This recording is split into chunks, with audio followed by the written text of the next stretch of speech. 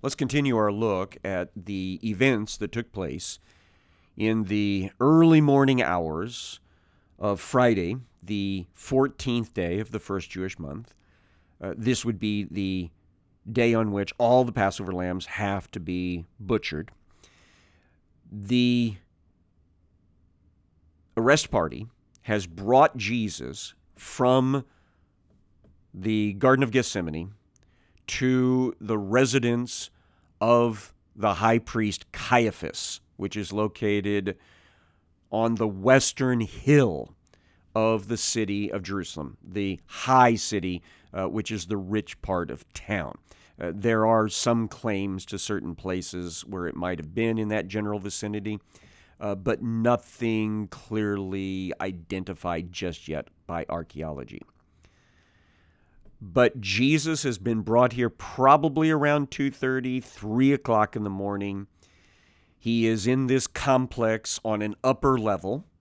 We know that because we've talked about how Peter is in the courtyard below, and he's already gone through a couple of incidents of denying that he even knows who Jesus is. In Jesus arriving at the complex, he was first interviewed by Annas, the father-in-law of Caiaphas. Annas is the godfather, if you will, of the high priestly families. And so he gets first crack at Jesus, but gets nothing out of him. And so we know that Jesus was then conducted from that private interview with Annas to the room in the complex where a quorum of the Sanhedrin has gathered. And so by the time we get to this, it's probably 3:30, 4 o'clock in the morning. I want to read to you from Mark chapter number 14, verse number 55, which tells us about this gathering. It says, "Now the chief priests," so that's the leading families amongst the priests, "and the whole council," that's the Sanhedrin. It's made up of 70 members, and it's a mixture between the Pharisees who believe in religious things and Sadducees who don't. And so the whole council were seeking testimony against Jesus to put him to death, but they found none. So their common goal, regardless of their feelings toward religion, is to get rid of this Jesus character that's causing trouble, who's challenging us and possibly even riling the people up in such a way that there may be need for the Romans to come in and put down a riot. And if that happens, we know that the Roman way is to often get rid of the leaders that couldn't control the people. So these Sadducees and Pharisees on the council have a common goal to keep their positions of authority by getting rid of Jesus. But they're running into a problem, because in a way that really confuses us, I think, in our thinking about the Pharisees and the Sadducees at this preliminary hearing, they feel the need, they feel compelled to keep all their rules and regulations for a trial. So that is why they're meeting now at the residence in the wee hours of the morning in preliminary hearing style. This is not the official trial. The official trial will take place once the sun rises and once this group has convened officially at the council chamber on the Temple Mount. That's the only place and the only time that a conviction of death can be handed down, because they can't do it during the hours of darkness. But what they're doing is they're trying to get all their ducks in a row, trying to get all the things ready to go so that when they walk into that chamber after the sun is up, they can go boom, boom, boom, boom, boom, and finish the procedure immediately, and then take Jesus to the Romans and ask them to execute him because they have to follow that step according to Roman law. The Jewish people do not have the right for capital punishment except under very specific cases that happen on the Temple Mount. All right, so they're running into a problem because their witnesses are not providing the testimony they need. Verse number 56, Mark explains, "For many bore false witness against him, but their testimony did not agree. Some stood up and they bore false witness against him, saying, 'We heard him say, I will destroy this temple that is made with hands, and in 3 days I will build another not made with hands.'" Now, there's a problem with that. That is actually a reference to something Jesus said back in John chapter 2, the very first Passover of his ministry, 3 years earlier, when he had been challenged by the leadership for casting the money changers out of the temple. They said, "By what right, by what authority do you do these things?" And Jesus says to them, and this is the exact quote, "Destroy this temple, and in 3 days I will raise it up again." John goes on in his commentary of that passage saying he spoke these words not of the temple building, but about the temple of his body. So that was among the first predictions by Jesus about his death and resurrection. But what do we have here? We have witnesses that apparently were there that day saying, "I heard him say that he's going to destroy the temple, and then he's going to build it up again in 3 days." Now, that is not what Jesus said. And apparently they had several of these witnesses that were there that day, but they can't even make the exact same quote about what they believe Jesus said. For just look at verse 59. "Yet even about this their testimony did not agree." Now this gets to the sticking point that I mentioned earlier. These Pharisees in particular feel they must follow the exact rules. So they can't put words in the mouths of these witnesses. That would be wrong. And the wording has to be exactly in agreement between at least 2 of these witnesses, because the scripture says, "By the mouth of 2 or 3 witnesses let every matter be established." So if the wording is not exactly the same between these witnesses, they can't convict. This takes us over to Matthew 26, I think. Matthew 26, let's read verse 59 because it's kind of helping us see the parallel. "Now the chief priests and the whole council were seeking false testimony against Jesus that they might put him to death." Now they were actually seeking testimony in agreement, but what they're getting is non-agreeing testimony, false, inaccurate testimony. But they found none that would help them, though many witnesses came forward. So that was the point of this preliminary hearing, is to filter through a whole bunch of witnesses that they've gathered together to see if they can find at least 2 that can agree on a statement from Jesus' mouth that they can convict him as a capital criminal, someone that needs to be executed. Verse 60 continues in the Matthew 26. "At last 2 came forward and said, 'This man said, I am able to destroy the temple of God and to rebuild it in 3 days.' But as we already heard, the 2 witnesses don't agree in the exact quote, in the exact wording. So it doesn't help them out. They can't secure a conviction by this non-agreed testimony. So the high priest, that's Caiaphas, is very frustrated by this. And so he said, it says here that he stood up and he said, "Have you no answer to make? What is it that these men testify against you?" So the Jewish law allows for a person to incriminate themselves.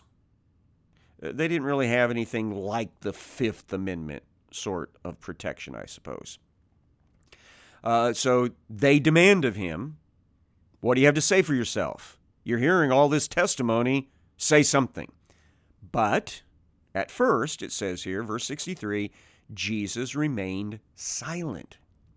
So he chooses to invoke what we would refer to as Fifth Amendment. I have the right to remain silent. So he remains silent. And then the high priest pulls this little tool out of his judge bag. The high priest said to him, "I adjure you." That is, I order you by the living God. Tell us if you are the Christ, the Son of God. So he effectively says, you have a responsibility to answer this question in the face of God from the high priest of God. And so this is a demand that expects a response. And so Jesus does. Now keep in mind, everything else they've tried has not worked. So this is a last recourse ploy. But Jesus does provide them with what they were looking for. Jesus said to him, "You have said so." In the Mark account, Jesus said, "I am." And you remember that is tied into the Exodus chapter 3 passage where God gives his name to Moses. I am whom I am. So that phrase has repercussions to it, especially in this context here. They just asked him, "Are you Christos? Are you Mashiach? Are you the Messiah?" But also, "Are you the Son of God? Are you claiming some sort of special relationship to the Father?" They've actually been concerned about that earlier, and they've even tried to stone him in the temple complex a couple of times when he made that claim. One of them, recorded in the Gospel of John, was, "Before Abraham was, I am." And they tried to stone him because of that claim. And so here, Jesus opens up his mouth and says, "Yes, I am." And not only that, look what else he says. I'm in the Matthew 26 passage, verse 24, continuing. "But I tell you, from now on, you will see the Son of Man seated at the right hand of power and coming on the clouds of heaven." Now that is a reference back to Daniel, the vision of the Ancient of Days and the Son of Man who was presented before him. This is chapter number 7. It is clearly taken to be a messianic passage, the Son of Man equivalent to the Messiah. And it says in that passage that he is coming with the clouds of glory, clouds of heaven. And so it is a portrayal of the Messiah arriving in his majesty and glory and this divine background. And so this is exactly what Caiaphas was looking for. Verse 65, "Then the high priest tore his robes." This is a sign going way back in Jewish tradition of extreme grief. Clothing was considered to be very valuable. Sometimes it was even passed from generation to generation. And for you to rip your clothing was to show your absolute disregard for its value. That what is happening at this moment is so much bigger than the value of that clothing. So he makes a big deal of ripping his clothing to show how taken aback he is at what was just said in his presence. He then said, "He has uttered blasphemy." Blasphemy is slander, specifically saying something that is not true about someone else or about yourself. And there is a special classification of blasphemy where you have said something untrue about God. And that is a capital crime, bearing false witness about or against God. And that's exactly what they were hoping for. From his own mouth, he's committed blasphemy. Now we, looking at this, would say, but he didn't commit blasphemy. He spoke the truth. Because he is God. He is the I Am. He is the Messiah. He is the Son of Man of prophecy. But that doesn't matter to these guys here because they don't believe that. So they are convinced that the moment he uttered those words, he committed a capital crime. And listen further, what further witnesses do we need? You have now heard his blasphemy. You've heard it from his own lips, basically. And he wants to know, what's your judgment? He just said the preliminary hearing is finished. Effectively, I think we have what we need, gentlemen. What do you think? Verse 66, what is your judgment? They answered, he deserves death. He is guilty of a capital crime. And now Jesus' status changes. He has now been in a preliminary hearing found guilty by words from his own mouth. So it's only a matter of technical course to go to the council chamber after the sun has risen up and go through the motions to condemn him. So for all practical purposes, he is a dead man walking. And because of that, he can now be beaten. He can now be treated roughly, harshly, and in a way that they feel befits his crime of blasphemy. And so Matthew goes on to tell us this. Matthew 26:67, then they spit in his face and struck him, and some slapped him, saying, prophesy to us, you Christ. Who is it that struck you? The Mark account, Mark 14:65. Some began to spit on him and to cover his face and to strike him, saying to him, prophesy. And the guards received him with blows. Again, these are the temple police, part of the arrest party, no doubt. And so they now feel free to abuse this man that will be killed later this day because in their mind, he is an ultimate criminal in the Jewish society. He is a blasphemer of God. Luke 22:63.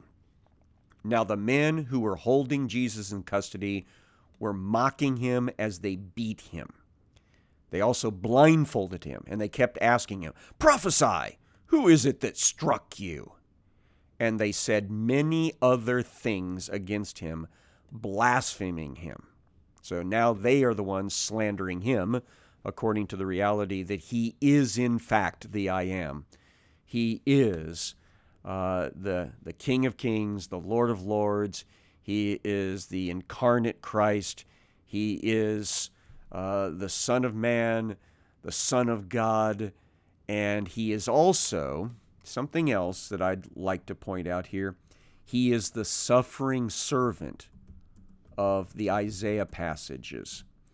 I want to go to Isaiah 53 because this has things to say about what's going on right now at the hands of this Jewish leadership, this Jewish council, now that they have condemned him in the preliminary hearing, that are described well ahead of time, almost 800 years previous in the prophet Isaiah. Isaiah 53, verse 1. Who has believed what they heard from us? To whom has the arm of he who has been revealed? For he grew up before him like a young plant and like a root out of dry ground. This is a reference to the Messiah, that he started as a baby and grew up like a young plant, which is interesting because remember, one of the names for Jesus is the Nazarene. Nazarene comes from the city of Nazaroth, or Nazareth, which means branches or sprig that grows up from the ground. So Jesus, the Nazarene, grew up in front of God, and this is what we know about him. Verse 2, he had no form or majesty that we should look at him, no beauty that we should desire him. So he was an ordinary-looking person. That's what the scripture says right here. And then this is what happened to him. Verse 3, he was despised and rejected by men. That just happened. A man of sorrows and acquainted with grief, and as one from whom men hide their faces. He was despised, and we esteemed him not. So he's now being treated like a criminal. He is a shameful figure. Verse 4, surely he has borne our griefs and carried our sorrows. That's the prophetic part of it, that what's happening here is part of the atonement. Yet we esteemed him stricken, smitten by God, and afflicted. So it was thought at this moment, in that room, in that complex, that Jesus is getting what's coming to him. When the reality is, he's getting what's coming to us, the sinners. Verse 5, but he was wounded for our transgressions. He was crushed for our iniquities. Upon him was the chastisement that brought us peace, and with his stripes we are healed. Peter will talk about this in his letter, that the beatings Jesus took and his crucifixion became the source of our spiritual healing. This is the beginning of Jesus' atonement process. This preliminary hearing, the beating that he's taking right now, the mocking that is happening to him right now, is just the beginning of what will continue throughout this day. Verse 6, all we like sheep have gone astray. We've turned every one to his own way, and he who has laid on him the iniquity of us all. He was oppressed, and he was afflicted, yet he opened not his mouth. Like a lamb that is led to the slaughter, like a sheep that before its shearers is silent, so he opened not his mouth. Therefore we see the God of the universe allowing all of these things to happen to himself because it is what is necessary to save our souls. This is the heart of the gospel, that God loved us in this fashion, that Christ would lay down his life for us. Now, while all this is wrapping up, we need to return to the final incident of denial by Peter. Remember, he's down below in the courtyard, hanging out, waiting to see how this turns out. And 2 incidents have already happened. Here's the third. Let me read to you from Matthew 26:73. After a little while, and it's actually about an hour apparently, the bystanders came up and said to Peter, certainly you too are one of them, for your accent betrays you. The John passage seems to indicate that one of the people in this group was a relative of the guy that Peter had chopped the ear off of, Malchus. And so now they're saying, we know you've got to be one of his followers because he's Jesus of Nazareth. He's the Galilean, and you've got a Galilean accent. And then he began to invoke a curse on himself and to swear. Now, he's not foul-mouthed. What he is saying is, I swear by God. I swear by the name. I swear by heaven. I swear by all that is holy that I don't know this man. I don't know what you're talking about.